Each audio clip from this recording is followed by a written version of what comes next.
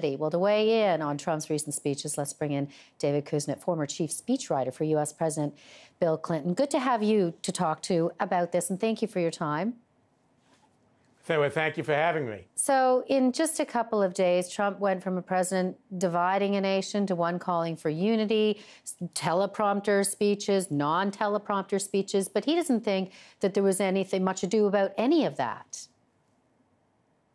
Well, I think the teleprompter Trump is much more typical of how American presidents speak to the American people in the world, especially when, as he did on Monday, they're announcing a new military commitment.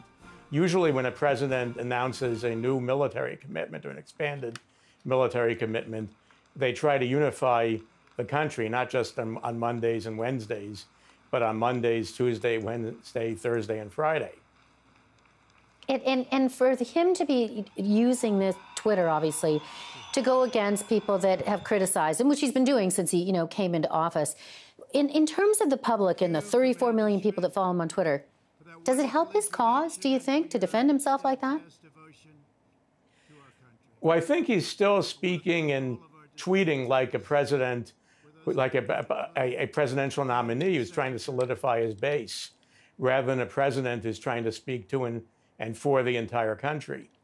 I think if you look at the way that American presidents, including beleaguered ones like President Nixon, have addressed the American people, it's very different from the way that President Trump speaks impromptu in the way he tweets.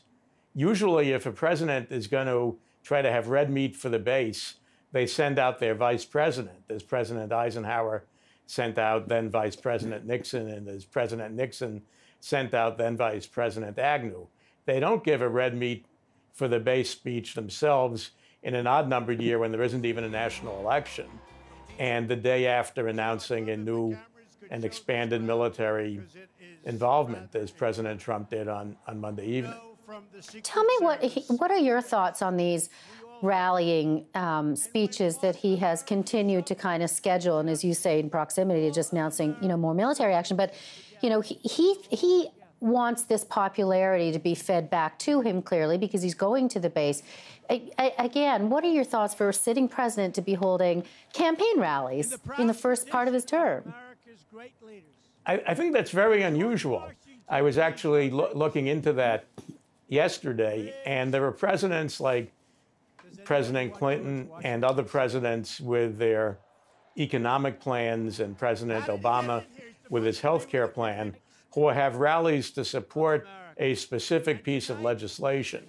But it's very rare that a president, just 6 months or so into his presidency, will have a political rally in a year when there isn't any national election. This is not a year with a congressional elections. This is a year just with elections for governor in New Jersey and Virginia, and some local elections. It's very unusual just to have a generic political rally, especially one that's that partisan and that divisive 6 months into a presidency.